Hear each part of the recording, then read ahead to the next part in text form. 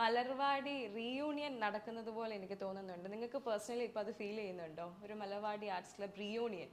എനിക്ക് ഹരിയും ഭഗത്തും ഇപ്പൊ ഫസ്റ്റ് ഹരി വന്നപ്പോഴും ഇപ്പൊ ഭഗത്ത് വന്നപ്പോഴും ഞാൻ ആലോചിച്ച ഞങ്ങള് ഇങ്ങനെ ഇരുന്നിട്ട് കുറേ വർഷം സത്യം പറഞ്ഞ ആ ഒരു സന്തോഷത്തിൽ നിന്ന് ഞാൻ സത്യം പറഞ്ഞാൽ പുറത്തേക്ക് വന്നിട്ടില്ല. എനിക്ക് ഭയങ്കര സന്തോഷത്തിലിരിക്കുകയായിരുന്നു.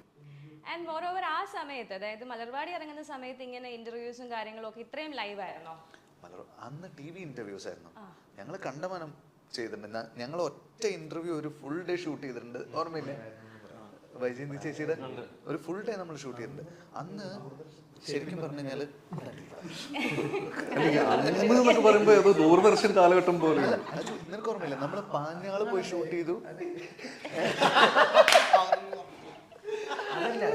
നമ്മള് അന്നൊക്കെ പറയുമ്പോഴേ ഏതോ കാലമായി. അല്ല, ഞാൻ ഭയങ്കര കുഞ്ഞായിരുന്നു മലർവാടി ഇറങ്ങുന്ന. അയ്യോ, അത് അവിടെ നിന്നും പോയി.